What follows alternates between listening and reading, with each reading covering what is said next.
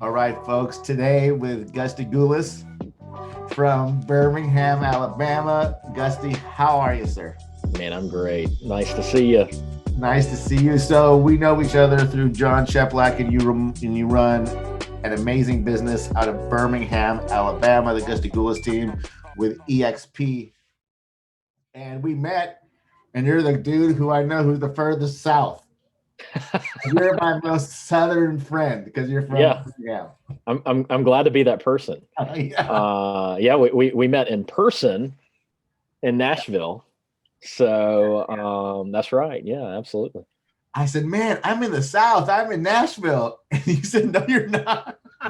No, come on down to Alabama.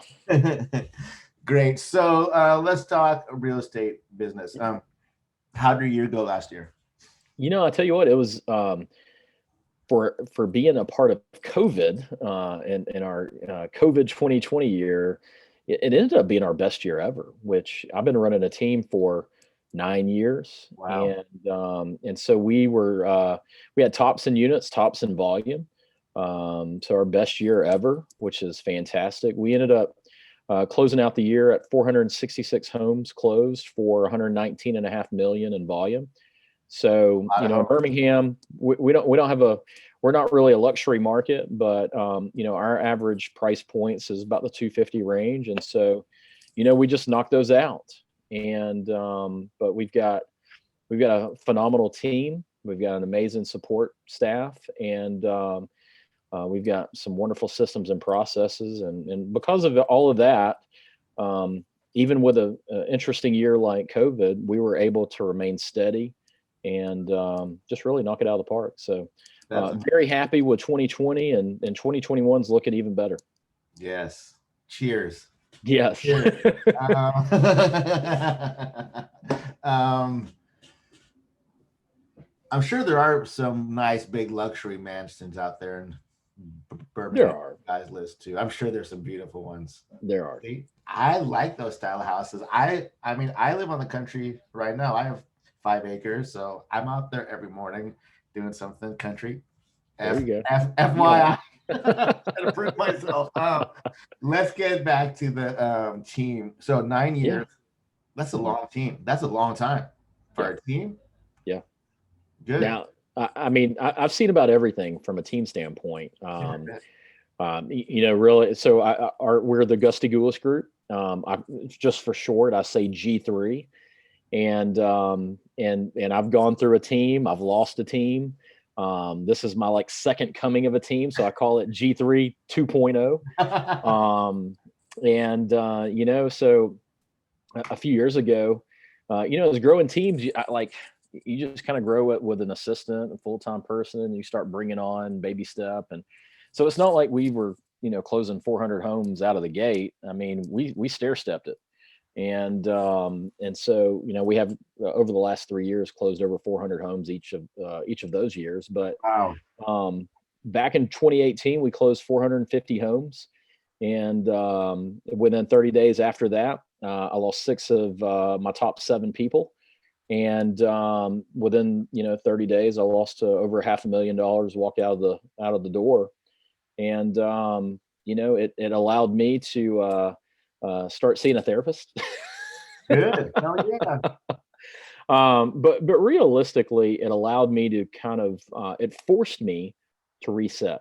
It forced me to really look at my business, and it made me really start treating it like a business. And so, while it took me a couple years to get back to surpass that 450 unit mark, I really position myself, the team, so that we are more profitable, we're more long lasting, and somehow, luckily, we've always run a really solid business, and so for having six of our top seven people walk out the door, we survived, and we actually ended up that year closing 405 homes. So what that told me a lot was your support staff are invaluable, your systems and processes, you've got to follow those, and you've got to constantly get better, because somebody else is going to be trying to do it better. Yep. And you got to really trust your people. And luckily I had kind of a bench of people that wanted to be on my group, on my team, Yeah. wanted to learn from me. And so luckily it didn't, while it appeared to look like it was going to be pretty bad, luckily it actually, we were more profitable in 2018 than we were in 2017, and we sold less houses. So I've Awesome. seen it all from running a team, man. I bet you run it more than, I mean, my team is, I think, 4.5, 5 years old. So you Yeah. got twice as much time on me. How many agents like do you guys have on average these days? All right. So we started 2020 off with about 15 agents. And so we knew in 2020 we wanted to significantly grow. One of Hell my yeah. long-term goals is to get to 1,000 homes. Hell yeah. So it's like if somebody else can do it, shoot, I can do it. Yeah. I say all day long, brother. You know? All day long. So we basically, like, today we've got 30 agents. We got 9 support staff. Nice. So we just brought on, our newest hire was a videographer slash photographer. So we're going to be having some fun with that. But we typically bring on 1 to 3 people a month, and we probably lose one person every couple of months. Sure. And our team is really, we work hard, we play hard. We've got minimum standards. You pretty much have to close 24 homes or 5 million in volume each year. And because there's a cost to be on the team. It costs a lot of money to generate leads and referrals, and pay your support staff, and offer your support staff insurance and things like that. Like, we're running a true business. And so we have to make business decisions. And so, as far as the growth goes, currently we've got 30 agents, 9 support staff, but we're going to continue to grow. Yeah. We want to, we've got so much market share that we can, grow into that. Man, I'm excited. Like, we might have closed 466 homes in 2020, but I really think in a few years, we're going to be minimum 1,000. Yes. That's really where I think everything's Not a few years, brother. This year. There you go. I like it. This year. I like it. Yeah. Yeah. So 9 support staff. Yeah. Does that include ISAs? We don't have ISAs. Of course. It's never worked for me. I don't know what it is. Like, do you know anybody that's ever worked for? What's that? Do you know anybody that has ever said that ISAs work? Yeah, I have. Yeah, I mean, I think everybody's different, but I mean, I've tried it 3 different times, and it's difficult. So our support staff, the way it looks now is we have an operations manager. We have what does the operations manager do? They're basically, they handle HR. They handle basically anything that we need them to do.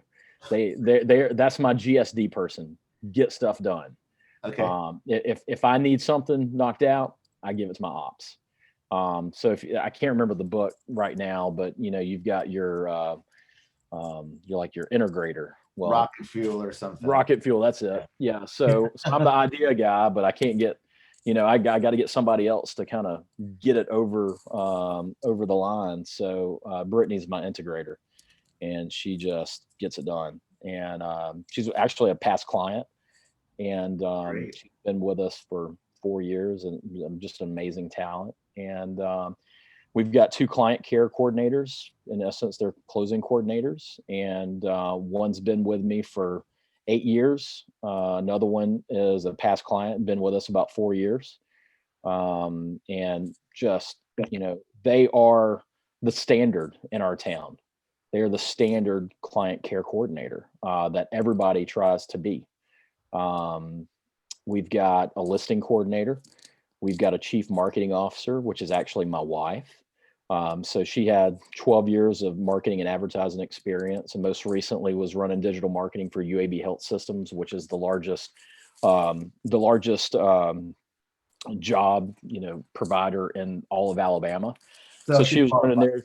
What's that? So she's super qualified she qualified. Yeah. So I mean, what she brings to the table is, like, she's been with us since August, and now like our social media has completely changed since she's taken this over. Like Perfect. we're going through a whole brand reset, and it is just, if we're able to close 466 with what we've been doing, like everybody needs to watch out for what we've got coming down the pipeline, because she's really the most versed, not only in the state for a team or a brokerage. I mean, she's one of the most versed marketing people in the country, especially from a real estate standpoint. So really excited about Katie joining. We've got a graphic design person. We've got a runner. And like as mentioned, we've got a videographer / photographer, and I've got an executive assistant. So we've Damn. got, we've got all of our folks have been with us typically a good while. And man, they're part of our secret sauce. We treat them really well. And we're super thankful for them and all their hard work. The support staff makes it for sure. For sure. So of those deals, you guys did 460 something, right? Last year. Mm-hmm. My wife is talking to my baby in the background. I don't know That's how all you good. heard that That's or all not. good. Look, I got two youngins myself, so yes, hell yeah. What you guys more buy side, more sell side? yeah, we're 55% buy, 45% list. And then so like, are you in production at all? Last year I closed 13 of the 466. How's that? So Fun? for fun, yeah. I mean, I enjoy being out in the mix. Really it came down to like October, and I'd only sold like 2.5 million for the year, and I was like, if I'm telling everybody it's a minimum standard to be 5 million, I guess I better close 5 million. So I went and closed and ended up with 5.5 million for the year. So in 2 months, I pretty much hit our minimum standard. I can't preach it and not do it myself, right? So that's good. I mean, I didn't sell anything last year. I think maybe one house. I think it depends on what your strategy is. What is your plan? Some folks, like, this is a business. The way I look at running a team is it's a business. And if it is not profitable without you selling, it's not a business. Not a business. So, luckily the team is profitable without me selling. Now, what I sold was either could have been a teaching moment. It could be a really good friend. It could have been a past client, somebody, but it also depends on what my time, do I have available time for them? Because my goal is to provide this just a great customer service experience. And if I feel like I can't do that, I'm not going to be running lead on it. Yes. So it's all about the experience. And if I can provide that experience, I'll do it. If not, I've got some phenomenal team members that we've helped train that will do a great job for them. Yep. And quite frankly, I've got agents on my team that are 100% better than I am right now. Yes, totally. I'm getting pretty rusty with these forms. I'm not gonna lie. Like these forms, these people ask me, I say, "Oh my god, I've hired a broker, 2 of them." Yeah, going at them.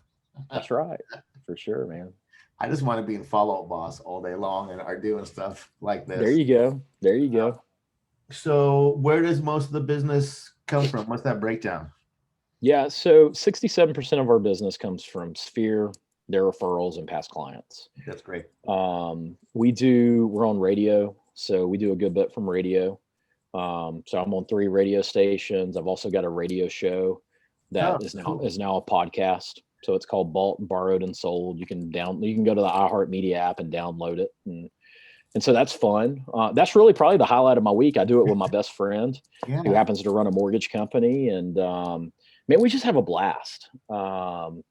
And to have special guests and all kinds of fun stuff. And so we get leads from that. We kind of joke around that we only have like an audience of 5, but I mean, there's about 2,000 people that listen to us every Sunday morning, which is cool. Yeah. We just joke, hey, we got our 3rd listener, It's like, oh, wow. Like, actually, we do have people, because we've got people saying, hey, I listened to you this morning. But we do Zillow, we do Trulia, we do Realtor.com, we do Google pay-per-click, we do Facebook. We're one of Dave Ramsey's top ELPs in the country. Oh, cool. We're connected with a lot of the different lead generation websites that do the referrals. So, we're open. Like, I mean, and then, we've got some good partnerships with lots of great agents and teams around the country. So, we're kind of known as Birmingham's kind of go-to real estate team. And You so are that for me, at helps, least. I you mean, know, probably the whole that's state of right. Alabama. That's right. So, I mean, that helps. And Yeah. so, it's, again, I think it really, it doesn't matter where they come from. We just got to provide a great experience. And if we provide that great experience, guess what? They're going to be a client. They're going to be a past client. They're going to send referrals. And if you just take care of people, don't worry about the dollar, man, everything will come, and come down the path, and you're going to live a pretty good life. That's the way I look at it. Sounds good to me. Yeah.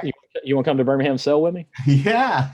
What's like the food of Birmingham? Because that's what really matters in all these conversations, right? Yeah, man, I love to eat. Like, I grew up in the restaurant business. So Did you really? my dad had 7 different restaurants at one time. So it was either restaurant business or real estate for me. But the restaurant business is just not, it's a tough business. So, Especially now, right? oh my gosh. I mean, I feel bad for all of my friends that have restaurants and bars and stuff. It's not worth it. Yeah, no. Man, we've got anything that you want. I mean, literally, we have some of the best. We've got some folks that have been on like Iron Chef and beat Bobby Flay, and Awesome. we've got some amazing chefs. They've won some of the awards. I can't think of the awards right now, but I mean, we literally have some of the best chefs in the country, and they've got different, some are like French cuisine, some are just, Yeah, man, it sounds so cool that like. Yeah, you'll get fat in Birmingham. I mean, like, seriously, like, I can help you get fat if you come to Birmingham. Sounds like a plan when this thing's over. What is like, I'm from Northern California. Yeah. We have red wine. Mm-hmm. What's like the alcohol of choice in Birmingham? Just out of curiosity. Yeah, I mean, we're probably, this is going to sound kind of neck, but give us a Bud Light and we're probably pretty good here. Yeah, cool, dude. I am with that. But I mean, we've got a bunch of cool breweries in town. We've got a bunch of local, really, really good breweries. We've got we've started having some spirit companies start doing, vodka and bourbon, but we're so close to Tennessee and Kentucky with bourbon. So we'd probably be more of a bourbon town than anything, just because of our easy access to those places. Awesome, man. I see. I'm like dying to travel. Get me out of here. Right? Come on, hey, look, we can take good care of you. You got a place to stay in Birmingham. We'll show you around. We won't get into any trouble. Maybe not. You've got all these like guitars in the background. So we might have to go find a concert. So it might need to be like after July, because I understand that a lot of the concerts are going to start coming around in like July and after. Oh, so, really? Yeah. So maybe what's your favorite band? Just some good rock music, man. Like, okay, whoever is like sounds good still. All right. Right. So we can get you some good like get you a good rock band. We'll get you to come in town. Have you ever heard of like St. Paul and the Broken Bones or Alabama Shakes? Alabama Shakes, yeah. Okay, all right. Play, yeah. Okay, cool. So hopefully Alabama Shakes will come back, and then maybe they can play at one of the theaters in town. Yes. Then you can come into town for that. How about that? Yes, perfect. I was talking to DJ this morning because today is January 8th, and Chef Black's having an event in a couple weeks that I'm not going to be able to make it to, and I'm bummed out about that. Yeah. I can't make it either. I'm sad about that, but because it's my youngest birthday. Oh yeah, you can't miss that. Yeah, I can't miss that. So, but I know that there's going to be a ton of value at that event. There was a ton of value last event, and always, yeah, that whole group. Like, dude, I ran the review thing, paid it out today from 7 reviews to 184 in 5 days. I love it. I love it. Yes. So for our listeners, last question. Yep. What advice do you have for like the regular, solo agent out there listening to this, trying to improve their business?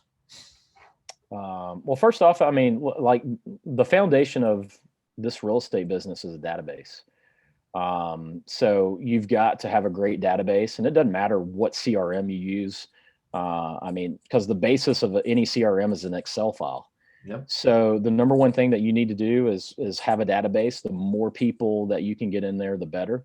You'll never finalize your database because you're always meeting people and you always want to add to your database. So, think of your database as the foundation of your business. Tag it properly. Like if you know somebody loves to go to concerts, or if you know somebody that loves to go golf, then you could say, hey, if you got like 2 tickets to an Alabama Shakes concert, you can be like, hey, I got 2 tickets, you want to go? And that's how you can really work your database really well. But like it starts with your database. A lot of people ask me, like, how do you start a team? Typically I'll just tell you, go get you a part-time assistant first, maximize yourself, and then maximize yourself again with an assistant, and then bring on agents. Yeah. You're going to be most profitable probably just running it yourself. Yes. Yes. But then we talk about leverage, and like, I'm at home by 6 o'clock every day. I'm at home on the weekends, and I live a pretty good life, and I can't complain. Life is pretty good. Good, man. Well, I appreciate your time. We'll get the brother out there, and we'll see you at Amen Talk Center. All right.